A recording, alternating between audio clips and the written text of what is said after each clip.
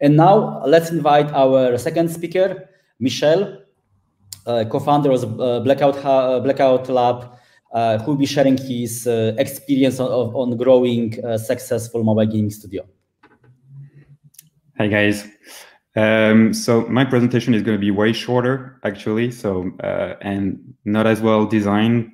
There's 2 slides, but I think I'm going to have enough content to talk you through, what I've been through and where we are at the moment. So actually, I'm an ex-Googler, so I've still have a very good relationship with Google.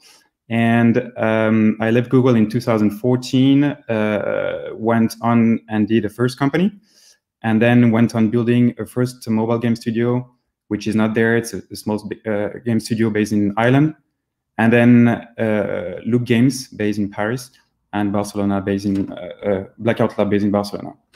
So the thing about our game studio is that we actually have very few people in the game studio. We're only 5 people, all in all. There are people working on both companies. And to be honest, there's not many, we don't spend a lot of time on Loop Games anymore. And the reason is that when you launch a game, the game can actually live by itself for quite some time. So we're 5 founders. All of them are friends of mine. I think that's a really important thing, but I will talk about it later. And we have no employees, even though this is a bit extreme to say, because we do work with some freelancers, especially with developers and with some designers. But we started without developers, and this is something I'm going to talk about myself. We launched a ton of games, so probably not as quality as Two Desperados, but we launched over 40 games over 4 years. And now we have 5 million daily active users. Of course, it doesn't mean much because also it depends on the geo and it depends on the platform. But we are now on a $45 million run rate yearly. We have no fundings, we never raise money. And when I left Google, we left with 15K each with my partner. So I'm going to talk about how we actually achieve those numbers, and actually what I think made those numbers, because there's a lot of luck behind. Just to talk about this number, we're 99% ad revenue, so we have a different business model than Two Desperados, and we're 90% Android. This is partly for strategic reasons, and we actually stopped investing any money in iOS after the announcement of the deprecation of IDFA last year. I believe we can double that number in the next 2 years. Obviously, this is very aggressive, and we, statistically, we're going to fail. That's not an issue. Yeah, I think we have a lot of promising games. We have games that we can improve. We are launching new games, and just as a fundamental shift in the business, there's a lot of players coming in the business. There's a lot of new players with the pandemic, and there's a lot of business switching online. So advertising pressure is going to increase, and CPMs is going to go up. Yeah, with some luck, we should be able to at least 50% in 2 years. I'm going to talk about what I think are the main foundation of doing such a business. As I said, my slides are extremely poor. So first, founders. So founders, I think is something like whenever when you're doing a game studio, it's the same thing as doing any company. Any startups need a good founder relationship, and especially talking to first-time entrepreneur who never worked with anyone before, or maybe just leaving big companies, tech jobs, and are starting a new companies, and you need founders that you're going to be able to work easily with, and that founders can, according to me, can make or break a company. So you need people that work as much as you do, that have the same target, the same willingness to risk, because this is a very cash-intensive business. There's a lot of stress that comes to spending a lot of money, and especially when it's your money. And the good thing about the gaming industry is that you can just start a new company with just another person. You just do 50-50. Usually that's how you start a company. If you're just 2, 3, you do a third each, you do equal shares.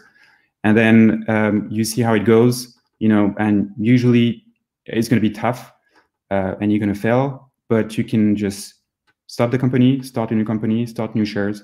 And, I don't recommend having equal shares for second to third time entrepreneur, but for first time, this is very efficient. And you will need time anyway to grow as a founder. So before you know how to make a gaming studio, you need to know how to be a founder.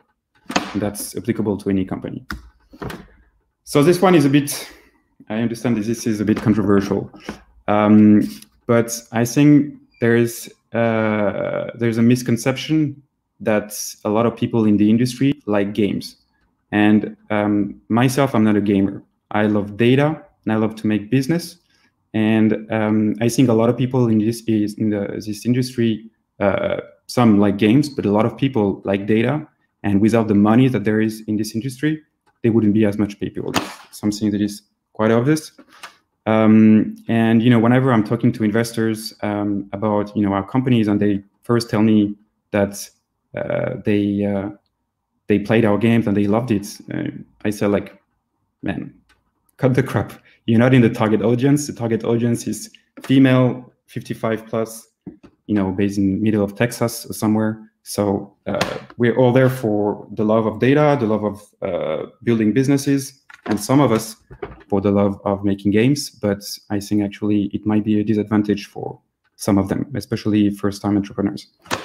And when you think about it, we merely do games anymore. We have a shell of a game, and we release like a first version, the first beta, and then we iterate on the game, and we change the game, and we A/B test absolutely everything in the game. We A/B test the difficulty, the challenge, the features, the fonts, the icons, and in the end, we have a game that the people want, not that we want. And actually, whenever you have an intuition about something and you want to do something, you're mostly wrong, So everything is backed by data, and you shouldn't. I talk to first-time founders in gaming studios, and they are going after innovation when they shouldn't. If you're going for innovation, I think, in my opinion, at first you're going to fail. So unless you're Tencent or Supercell, I don't think you should innovate that much. And actually, when you look at the latest game of Two Desperados, it's another marble games, and the latest game looks sweet, and I wish you the best of luck. But it's another marble game, and it's another game which is based on renovation features, something that has been in the industry for a few years already. So I think he would agree on this. And why are we allowed to do this kind of stuff? Is that because the industry is not regulated? The industry is not regulated because the tech industry in general is driving the GDP growth at the moment, in my opinion. And that's why there's no regulation. There's a bit of GDPR, but IDFA deprecation is much more dangerous to the industry than GDPR ever was. And the reason is that the red light was invented after the car. So whenever something is driving growth, you don't intervene. And when you look, for instance, just at, the capping. So the capping is how many interstitial of advertising you can show in between. So for instance, we have, capping ranging from 60 seconds to 2 minutes, depending on a game. But there's no regulation on how many capping we can show. There's regulation on television advertising, how many advertising you can show. But there's no regulation on capping of advertising. And of course, people will leave, if you have too many ads. But actually, the tolerance to advertising is really incredibly strong, especially in our society where there's ads everywhere. So the web is the Wild West. I know it's even before, like with the first company we ever did, it's all about copycats. And I'm not saying that long term you shouldn't innovate, but when you start, you should stick to what has been done already. And to me, there's only two sheriffs in town: is Google and Apple. And Facebook is not even a sheriff in town. you can survive without Facebook. You cannot survive without Google or Apple. Just because they can shut you down, they can shoot your company just in one instance if you violate policy. So as long as you don't violate those policies, I wouldn't be too worried. And another example of regulation, for instance, if you look at Applovin. So Applovin is an interesting case, and we have a very good relationship with them. But to a lot of people in the industry, what they're doing is conflict of interest, going into mobile game studios and then going into MMPs like Adjust.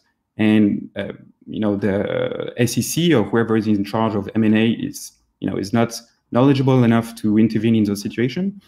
But it's obvious to everyone in the industry that there is an issue, and even I know for a fact that some big studios are leaving Adjust for that reason.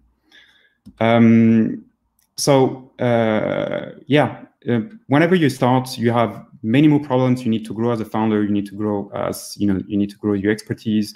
You need to learn about data, but you shouldn't innovate. And I think we're not going to innovate before a long time. And obviously, we're very at the top of things regarding UA and advertising, which are the basics of mobile games today. Like developing mobile games is only 10% of what we do. We are actually an advertising company. So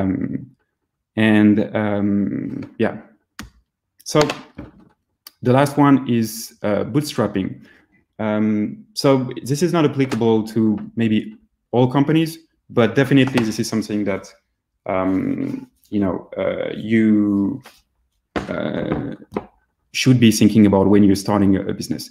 I talked to some guys who actually have raised money even before releasing a game. The story of Loop Games and Blackout is that we started as I'm a former account manager. I'm not a technical person, but we learned online. There's so many tools where you can learn, and actually developed the first game. And my founders, when they joined me, I told them that the only way they could join me was if they learned how to code. And they learned how to code, and they coded their first game. And most of our first games, especially on Loop Games, are only done by us. And that's one efficient way of bootstrapping, because the games that we do are not complicated. The challenge is elsewhere. If you're starting a company, you should be greedy about everything. You should not spend money. And actually, you shouldn't even incorporate the company. You should have your first game without incorporating. You should have the first data, looking at retention, looking at D1, D7, monetization. And only then, if you have good numbers, you can release the game. And when you think about it, let's, for instance, take a company like two founders who are starting a new company. And they can even spend $5,000 on freelancers to make the game, even though that's, in my opinion, not a good idea, because you should understand at least the technical component of this job. But let's say a two-person company. What you need to, let's say, to start, you should aim for two salaries of $50,000 a year. That's $100,000 of profit, and that's, so I calculated, it's only $270 per day. That's a lot of money, of course, but $270 a day is really doable. And when you start thinking about it this way, the reason is that you can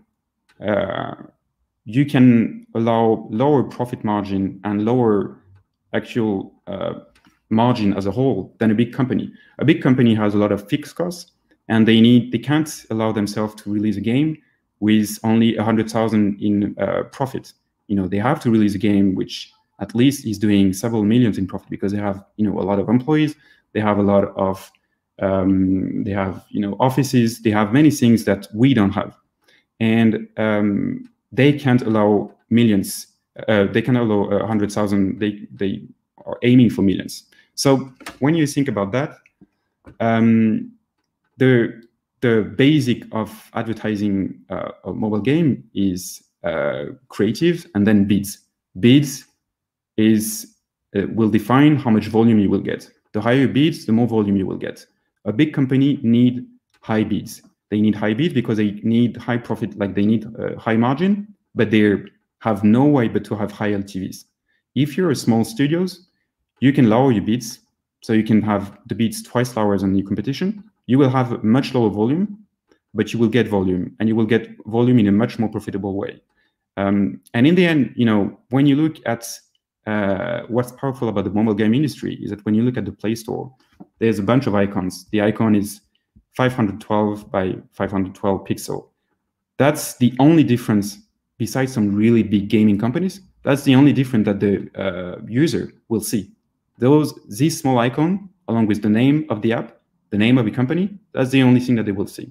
So based on this knowledge, it's completely doable to compete with billion-dollar companies if you have better data.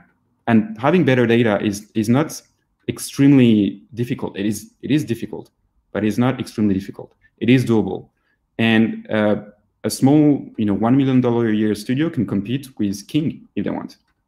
And actually, if you look at the big studios, all of them are not willing to go so far in risking stuff. If you look at the example of icons, you have a company like Playrix, which was actually, they have this homescape, gardenscape, and they were one of the first, I believe one of the first, huge company to actually change their game, like the icon of their game. They changed the icon of gardenscape, they changed the icon of homescape. This is a sign of an extremely competitive company which is willing to change the image of the game, because the icon is driving most of the download, the icon of the game. And when you look at a game like Candy Crush, or maybe this is not a good example because they have a brand image which is too strong, but a lot of the very, very big companies are not willing to change what they believe is important, their brand, versus what is actually important, which is data. So back to my point of bootstrapping, you should, in my opinion, raise as late as possible.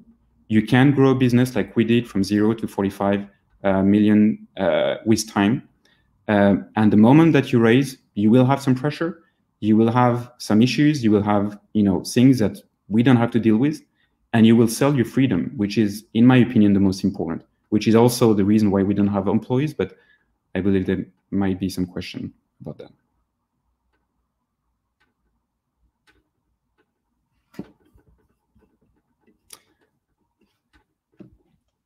Hello. Thanks, Michel. Great presentation. I find it super interesting that you have a complete opposite vision rather than Vorislav when it comes to developing a gaming company. So he's more like game focused and you're more business focused from what I could feel. So I think it's both like very complementary vision, but I guess one of the big difference with Two Desperados right now, they have a very large workforce that you mentioned you don't have, because it's just the five of you, the five founders, and yet you still have a very large scale. In the big studios, what we usually see is that they have people specialized in everything, right? They have people specialized in game development, in UX, in user acquisition, in monetization, in creating good creatives, But how do you do all that? Because in Loop Games and Blackout Lab, you do all this stuff. How did you come with such a wide panel of skills? And what would be your advice for a first-time developer in that regard? Sure. Yeah, I mean, I guess that's the fundamental difference between us and, for instance, Two Desperados. One of the things is the way we structured our games and what we're going after. When you look at the latest game of Two Desperados, it's obviously something which is aiming at being a multi-million or dozen of millions of dollars of revenue per year. And what that implies is that you need to have a strong live ops team. You need to have a lot of people in customer support, a lot of people doing many things that we don't need to do. So we understand that we're not looking and we're not going after these games. And because we're not going after these games, there's a lot of stuff that we don't need at all. And because we have 0 employees, there's a lot of jobs that we actually don't need as well. HR, office manager, there's a ton of legal issues. And when I talked to many founders who had employees, and we were thinking about having employees, but they told me, it's a lot of hustle and you're going to struggle. So it's either 0 employee or 100. That being said, I do think that there's a lot of waste in the industry. Not that I'm completely in favor of a completely automated industry, but there's a lot of jobs that we know we are automating and a lot of other studios are not doing. For instance, there's the example of waterfall management. So waterfall management is, in advertising monetization, what networks you put first, and who has the first share of voice. And in big studios, especially in advertising, gaming studios, there's a lot of people working behind this. And we are willing to sacrifice a bit of our margin, like 10%, I believe, 10-15%. But by doing so and having tools that can do better jobs and no optimization at all, we can still get to a decent amount of efficiency without having to hire people. True. Okay. Super nice. And you mentioned that, yeah, you're not developing the same games because first of all, you cannot afford to, and you don't necessarily have the skills to do that. So what's your approach when it comes to deciding on which game to develop? Yeah, so we work on a special category of game that is called evergreen. Evergreen game is a type of game that have existed for 2,000 years and will exist in 2,000 years. So we're talking about solitaire, dice, many card games, and even marble games to some extent is in this category because it's been existing for many decades. So this type of games, they've been done, they've been optimized, they've been invented, and that's why when you go into this category, you don't need to innovate. I don't think we can afford to go into other game categories, but also we like this category. It's a loyal audience. Retention are usually higher than in other part of the industry, and everything has been done. So you just need to do it the same way, and you just need to do it better. And by better, I mean just analyze the data, and yeah. And if you're not better, I guess, on the game development, you can be better in terms of user acquisition or monetization strategy behind it, right? Yeah, I mean, our games are impressively simple. Like I, usually don't know why we don't have more competitors in this space. I think there's a lot of attention around hyper casual. There's a lot of attention against, around innovating games. Among Us or stuff like this. But it's, statistically, those people will fail. They're game passionate, and it's a very tough place to be in, especially because on the other side, there's not always gamers, but data scientists. So yeah.